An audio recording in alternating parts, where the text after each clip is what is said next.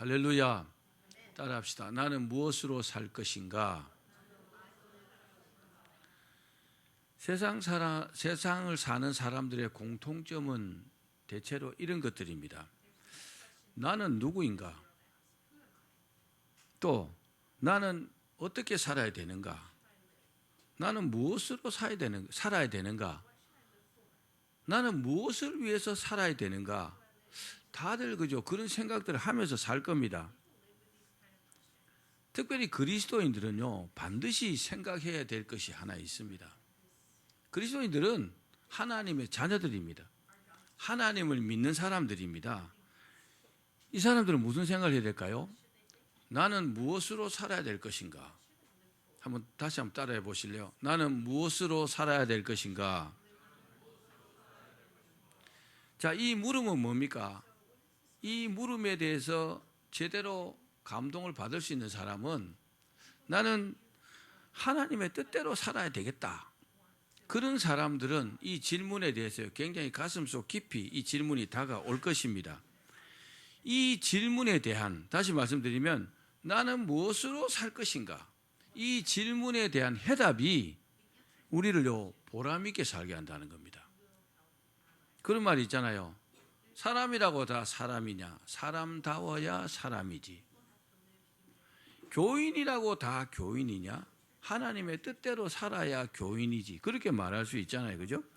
또 이 질문에 대한 해답이요, 우리를 고난을 이길 수 있는 힘이 있게 하십니다.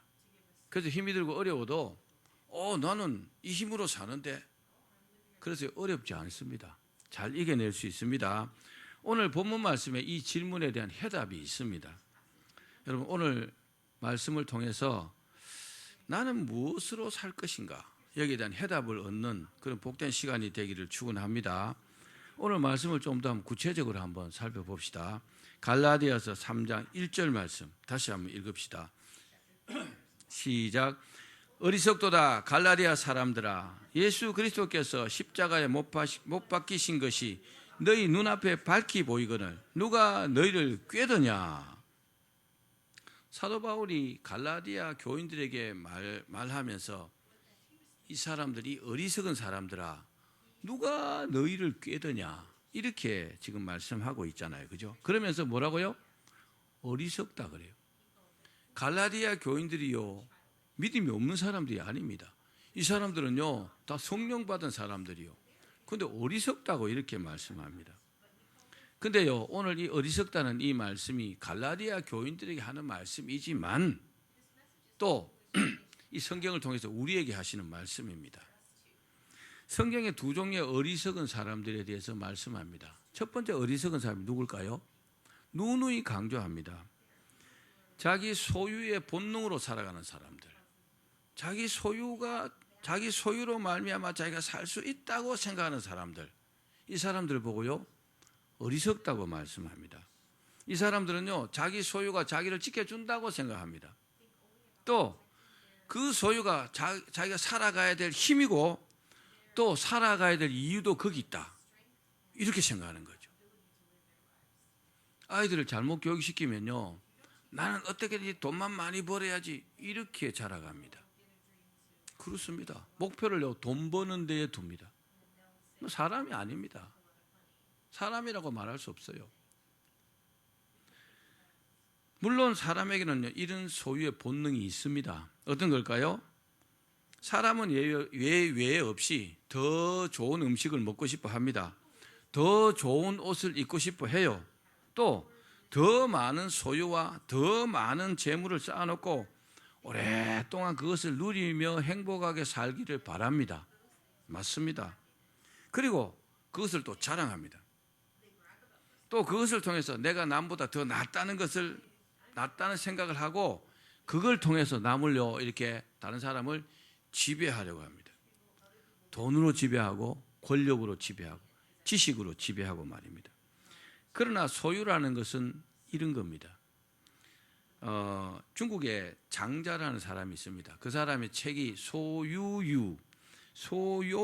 소요유라는 책에 보면 박새 있죠, 박새. 이렇게 날아다니는 새. 박새는 항상 가장 깊은 숲속에 들어가서 집을 짓는데요. 그런 습성이 있답니다. 그런데 또 수달피는 물을 마실 때는 꼭 큰 물가에 나와서 물을 마시는 그런 습성이 있다고 합니다. 그런데 장자는 말하기를 박새가 깊은 숲속으로 날아 들어가서 집을 짓는다 할지라도 나뭇가지 하나밖에 소유하지 못한다. 또 수달피가 중국 최대의 강 황하에 가서 물을 마신다 할지라도 자기 위 분량만큼밖에 물을 마시지 못한다. 그렇습니다. 이 말처럼 사람이 소유하는 것은 사실은 대단한 게 아닙니다. 거기에 우리가 비중을 많이 두면 그게 대단한 것 같지만 사실은요 아무것도 아닙니다. 그리고 이 소유욕을 다른 말로 뭐라냐 본능이라고 말합니다. 사람의 본능.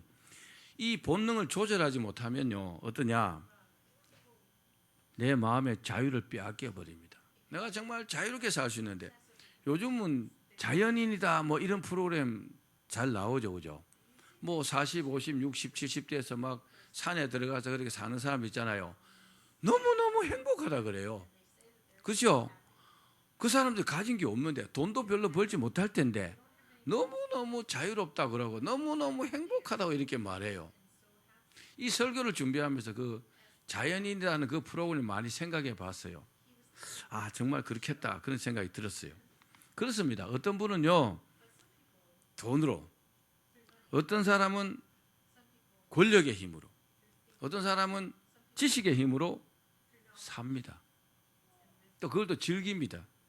그런데 어떤 면에서는요 동물들이 사람들보다 본능을 조절하는 능력이 탁월하다고 합니다. 동물의 위를 이렇게 동물을 잡아갖고 배를 갈라서 위를 이렇게 해부를 해보면 그 위에 음식물이요 70 내지 80%밖에 안 들어있다고 그래요. 동물은요 아무리 먹을 것이 많아도 과식하지 않는다고 합니다. 또 맹수들도요 뭐 사자나 호랑이나 뭐 이런 늑대나 이런 것들도 맹수들도 배가 부르면 다른 동물을 절대로 더 이상 잡아먹지 않는데요. 배가 부르면 옆에 먹잇감이 지나가도 그냥 놔둔다는 거죠. 뭐가 없다는 건가요? 욕심이 없다는 거죠.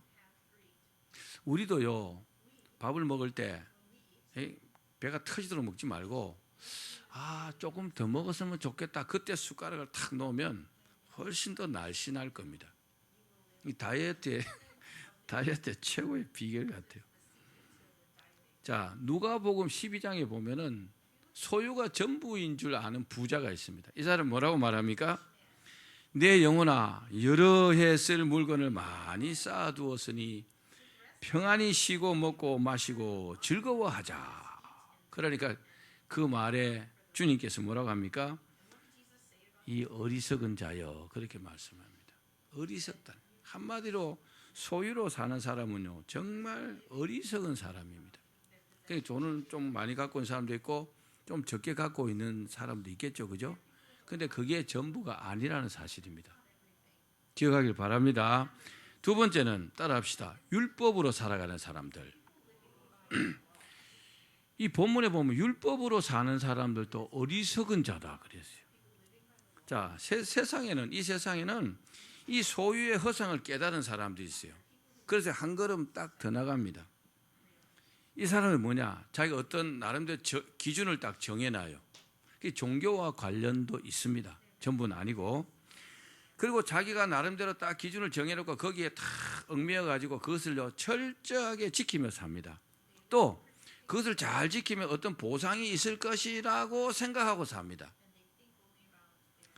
오늘 본문의 갈라디아 교인들과 같은 사람들입니다. 이들은요 율법을 삶의 기준으로 딱 정해놨어요. 여러분 율법을 지키지 말라는 말이 아닙니다. 율법을 삶의 기준으로 딱 정해놓고 이것을 지키려고 막 몸부림치면서 사는 사람들입니다. 그러다 보니까 어떻게 해요? 율법에 탁 얽매이는 거죠. 딱 얽매이게 되고 뭘 잃어버려요? 예수 그리스도께서 십자가에 못 박히셔서 우리에게 주신 그 자유를 복음에 대한 이 자유, 신앙의 자유를요, 율법에 얽매여 갖고 잃어버린 겁니다. 이런 사람들 뭐라고 하느냐? 율법주의자다 이렇게 말합니다. 이들은요, 율법을 철저하게 지켜야 구원받는다고 착각하는 거죠. 이 율법의 의가 큰 사람이요, 상을 받는다고 그렇게 믿어요. 그렇지 않습니다. 근데 오늘 본문에 뭐라고요? 주님께서 그런 사람들 보고 어리석다 그래요. 어리석다고. 이 어리석다. 사실 법이 뭡니까? 법이란 건 전체를 다 지켜야 지킨 겁니다. 또 100가지 중에 한 가지만 어겨도요, 어긴 거잖아요. 법을 잘 지켰다고 상 줍니까? 상 안 줍니다. 절대로 상 주지 않습니다. 문제는 사람에게는요, 많은 율법을 지킬 만한 능력이 없다는 겁니다. 그죠? 지키기도 하겠죠. 근데 못 지키는 것도 많아요. 근데 거기 얽매이면요, 다른 것을 다 잃어버립니다. 그래서 율법주의에 매달리는 사람들 한마디로 뭐요? 어리석은 자라는 거죠. 또 율법주의자들의 특징은 뭐냐? 생명이 없어요. 여러분, 교회 생활 잘 하다가 지옥 가는 사람도 많아요. 왜요? 믿음을요, 믿음 생활 안 하고 교회 생활하는 거죠. 그렇게 믿음에 대해서 말하고 하나님을 믿음으로 섬겨야 된다고, 믿음으로 해야 된다 이렇게 말하는데도 그냥 한쪽 귀에 들고 한쪽 귀를 흘리고 와서 예배드리고 뭐 헌금하고 찬양하고 할 건 다 하는데 알맹이가 쏙 빠져버렸어요. 뭐가 빠졌어요? 믿음이 빠져버린 거죠. 한마디로 그런 사람들이 사실은 가장 불쌍한 사람이고 가장 어리석은 사람들이라 할 수 있습니다. 자, 기독교 신앙이 뭡니까? 물과 성령으로 거듭나서 주님께 주시는 영생을 얻는 것이 기독교 신앙의 올바른 겁니다. 그렇죠? 그래서 다 없어도 뭐요? 믿음이 있어야 된다고. 하나님 믿는 믿음이 있어야 합니다. 이건요, 생명과 직결된 내용이잖아요. 믿음 없으면 아무것도 아닙니다. 그래서 뭐 돈으로도 못 가요, 하나님 나라. 믿음으로 가는 나라, 하나님 나라. 주일학교 아이들이 얼마나 많이 불렀어요. 그렇게 강조를 하는데도 신경 안 쓰는 거죠. 여러분, 내가 하나님께 관심이 없으면 하나님도 나에게 관심이 없습니다. 믿으셔야 합니다. 이 우한 코로나 바이러스로 말미암아 지금 수많은 사람들이 죽었죠. 앞으로도 죽겠죠, 그죠? 하나님 가슴 아파하실까요? 뭐 그러시겠죠. 근데요, 노아 홍수 때는요, 엄청난 사람이 죽었어요. 하나님께서 사람 지으셨음을 한탄하셨다 그랬지, 그들을 불쌍히 여겼다 그러지 않았습니다. 죽을 사람이 죽었다 그렇게 생각하는 거죠. 물론 죽은 사람이 더 죄가 있는 것은 아닙니다. 뭐 도토리 키재기겠죠. 하나님을 여러분 믿으셔야 합니다. 그 어떤 것은요, 다른 것은 다 없어도 하나님 믿는 믿음만큼은 여러분 꽉 붙드셔야 합니다. 또 율법주의의 특징이 뭐라 했어요? 생명이 없다. 껍데기는 비슷한데 내용이 전혀 다릅니다. 그리고 또 율법주의자들은요, 내 노력으로 하나님의 의에 도달할 수 있다고 이렇게 생각합니다. 정말 엄청난 착각을 하는 겁니다. 그리고 이 사람들은요, 의식과 절차를 굉장히 중요시 여겨요. 천주교에 가면 그렇게 합니다. 의식과 절차를 굉장히 중요하게 여깁니다. 그런데 이 사람들은 생명이 없기 때문에 주님과 연합할 수 없습니다. 그러므로 율법주의 신앙은 뭡니까? 생명이 없는 죽은 신앙이죠. 죽었습니다. 하나님께서 우리를 구원하셨습니다. 우리를 구원하신 목적이 뭡니까? 우리를 사랑하시니까 구원하셨죠. 또 한 가지 목적이 있죠. 또 한 가지 목적이 뭡니까? 나를 통해서, 구원받은 나를 통해서 다른 사람도 또 구원하기를 원하시는 거죠.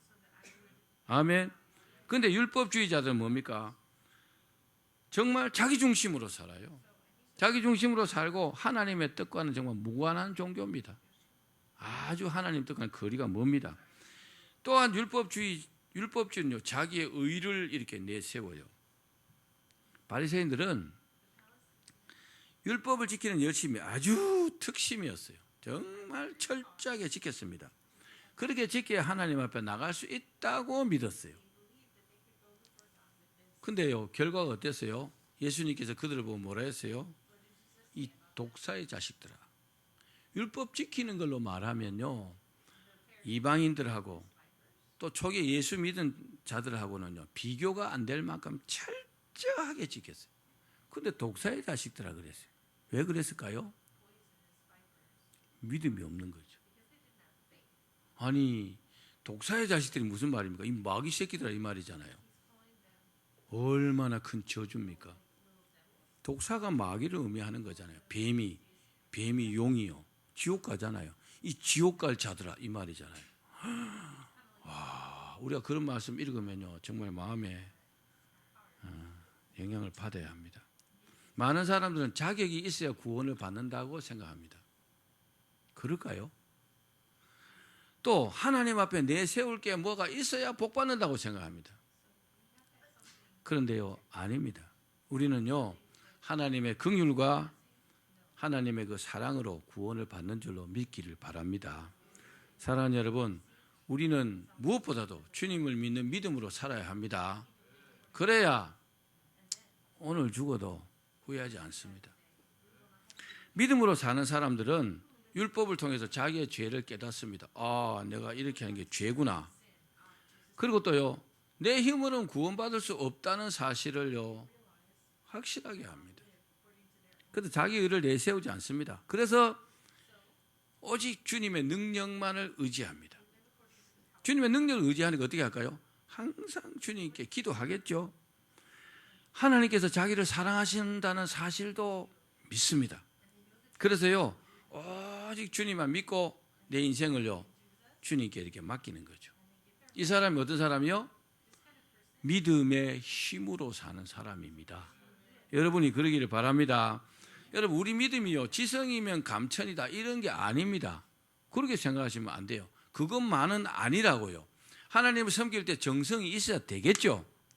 근데요, 믿음이 지성이면 감천이 이건 아니라고요.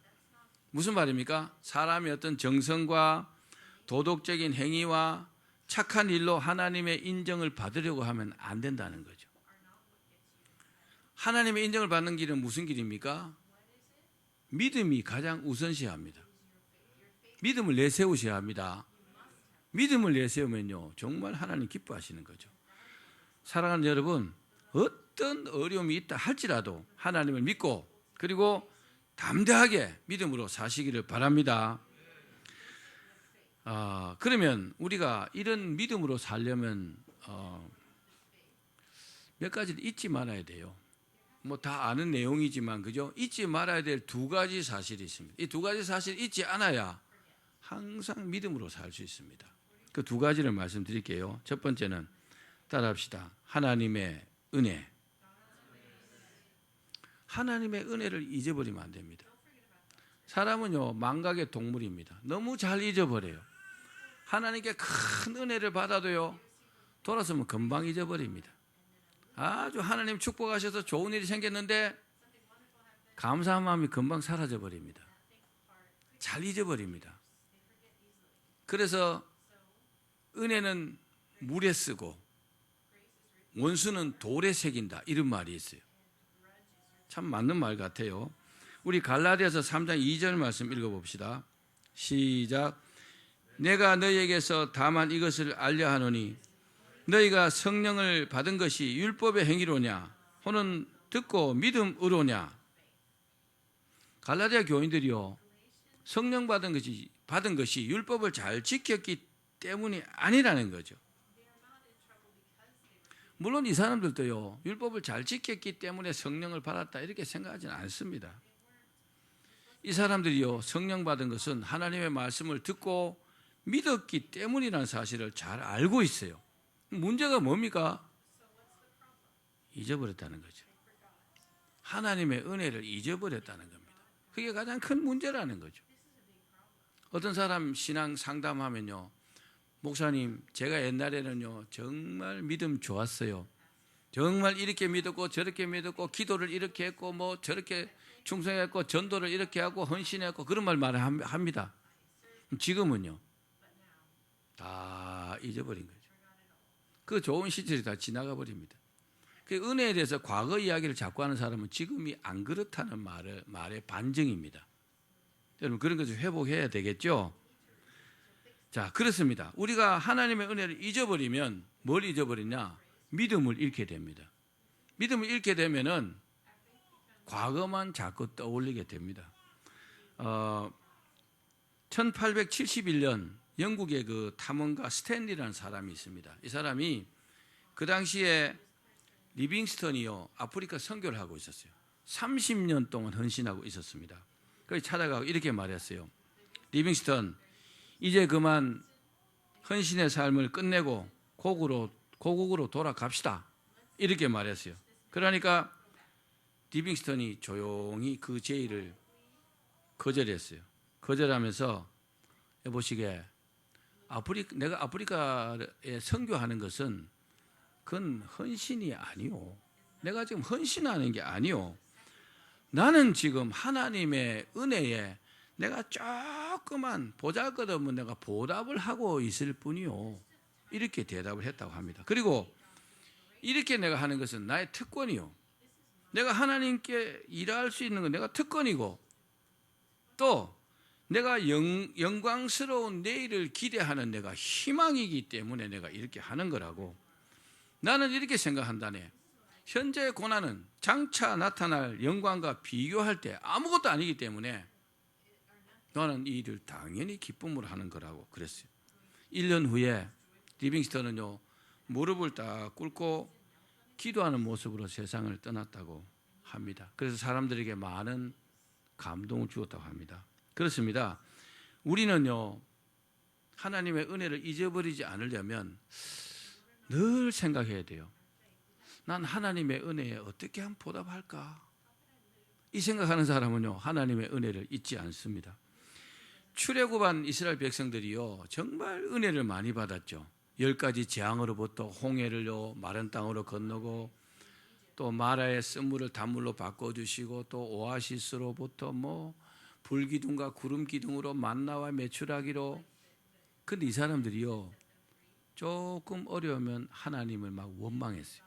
모세를 원망했다고요. 왜요? 그 은혜를 받을 때는 어마어마한 감격을 했죠. 그렇죠? 미리암의 그 찬양하는 내용을 한번 읽어보십시오. 출애굽기에 정말 막 기가 막히죠. 막 원망해요. 왜요? 잊어버린 거예요. 하나님의 은혜를 금방 잊어버린 겁니다. 병든 겁니다. 신앙이 병들었어요. 여러분 아무것도 아닙니다. 세상 사는 게. 그죠? 살아있으니까 우리가 지금 그렇지. 지금도 수많은 사람이 죽어가고 있잖아요. 죽어가는 사람들이 무슨 생각을 할까요? 하나님 믿는 사람들이라면 다 소용없는 거죠. 믿음만 다 붙들고 가는 겁니다. 하나님의 은혜만 붙들고 가는 겁니다. 내가 하나님 앞에 섰을 때 과연 내가 어떻게 평가를 받을까? 그게 가장 두려운 거잖아요. 여러분 무엇보다도 하나님의 은혜를 잊지 마시기를 바랍니다. 사랑하는 여러분, 우리가 하나님의 은혜를 절대로 잊으시면 안 됩니다. 오늘 이 말씀 명심하셔야 돼요. 그 은혜를 기억해야 우리가 오늘도 주님을 믿고 의지하면서요 하나님의 인도하심을 따라서 갈 수 있어요. 잊어버리면 따라갈 수 없어요. 16세기 그 폴란드의 천문학자 코페르니쿠스 많이 들어보셨죠? 잘 아시죠? 이 사람은요 세상을 떠날 때 자기 그 묘비에 죽기 전에 자기 묘비에 글을 자기가 썼다고 합니다. 자기 묘비에 글을 자기 쓰는 사람 잘 없는데 이 사람은 자기가 썼대요. 뭐라고 썼는지 이렇게 썼대요. 하나님이여, 나는 바울이 가졌던 특권을 구하지 않습니다. 베드로에게 주셨던 그 능력도 나는 구하지 않습니다. 다만 나는 예수님께서 십자가를 지실 때 한편 강도에게 베푸신 그 긍휼을 구할 뿐입니다. 그랬대요. 그렇습니다. 우리의 모든 것은요 하나님의 은혜입니다. 아멘 합시다. 자, 마지막 두 번째 뭘 잊어버리면 안 될까요? 하나님의 은혜를 잊지 말라 했는데 또 한 가지를 잊지 말아야 돼요. 그래야 믿음을 잃지 않습니다. 뭘까요? 따라합시다. 하나님의 말씀이다. 하나님의 말씀을 잊어버리면 믿음이 사라집니다. 그래서 자꾸 성경을 읽고 해야 되는데 우리 갈라디아서 3장 6절 말씀 읽어봅시다. 시작. 아브라함이 하나님을 믿음에 그것을 그의 의로 정하셨다 함과 같으니라. 아브라함은요 하나님께 부름받아가지고 믿음의 조상이라는 그런 칭함을 받은 사람입니다. 참 복받았죠, 그죠? 그래서 하나님께서 의롭다고 말씀하셨고 그를 또 구원하셨고 또 복도 이렇게 주셨어요. 오늘 갈라디아 교인들에게 믿음의 길로 돌아오라고 지금 말씀하고 있는 거거든요. 어리석은 평가를 받지 말고 믿음의 길로 돌아오라는 겁니다. 그런데 사도 바울이 하는 이 말씀의 주안점은 뭡니까? 이 사람들이 어리석다고 이렇게 평가를 받는 이유 중에 하나가 하나님의 말씀을 잊어버렸기 때문에 그렇다는 거죠. 성경도요 오랫동안 읽지 않으면 하나님의 말씀이 그냥 가물가물합니다. 그죠? 저 같은 목사도 그런데 성도들은 뭐 오죽하겠어요, 그죠? 자, 하나님의 말씀을 제대로 내가 기억하고 있다면 우리는요 믿음을 잃지 않고 하나님의 은혜 가운데 살 수 있습니다. 자, 성경에 대한 이야기를 조금 할게요. 잘 들어보십시오. 옛날에 성경을 이렇게 가진다는 것은 꿈 같은 일이요. 자, 지금은요 성경을 별로 귀하게 여기지 않습니다. 근데 과거에는요 성경이 이렇게 66권으로 나올 때가 별로 없었다고요. 굉장히 힘들게 나왔습니다. 성경이 대중화된 것은 그 위클리프라는 사람이 어떤 번역을 했는데 정말 순교자적인 번역을 했어요. 이게 히브리어 헬라어로 됐기 때문에 굉장히 성경이 어렵잖아요. 그죠? 하나님의 감동으로 받은 것인데 히브리어와 헬라어로 기록한 이유는 히브리어와 헬라어는요 정관사나 이런 게 아주 정확합니다.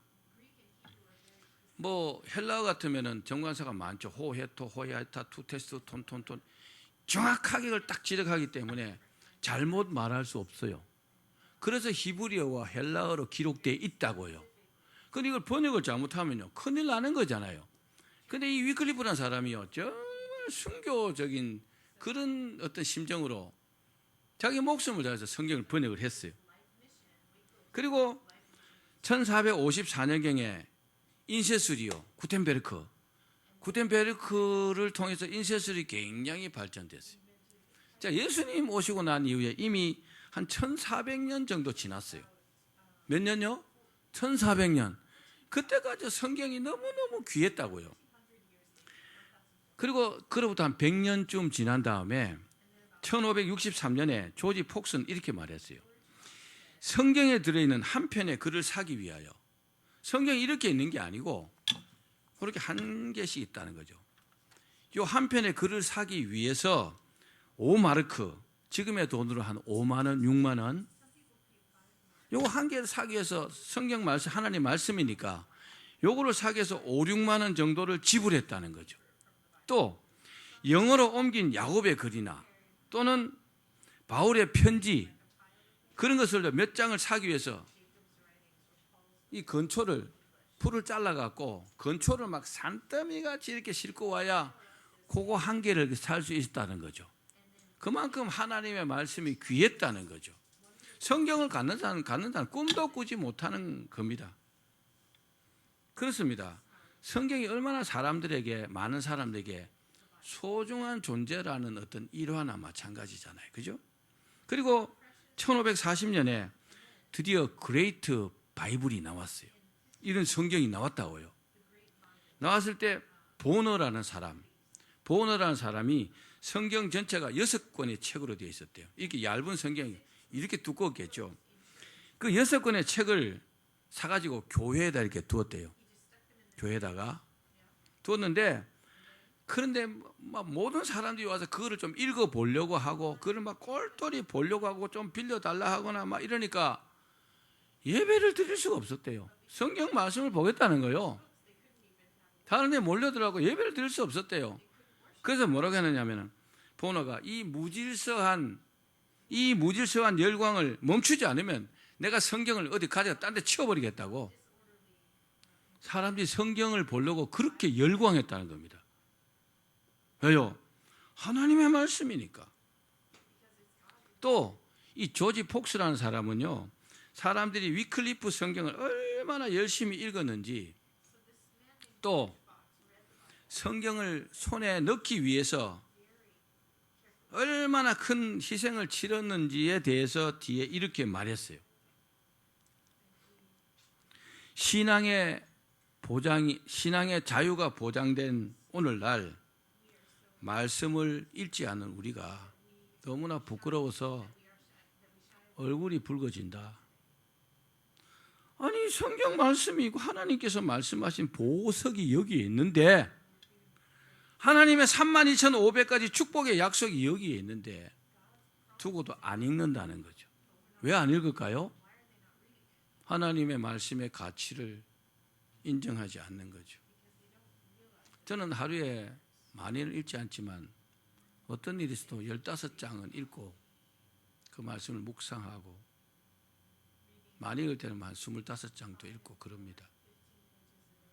그런데 하나님의 말씀을 다 읽으면 믿음이 사라질 수가 없습니다. 아멘. 여러분, 성경이 소중한 줄 아셔야 합니다.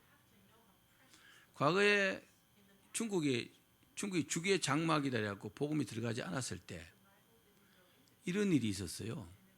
생각이 나서 말씀드리는데, 성경을요 100만 권을 실었어요, 배에다가.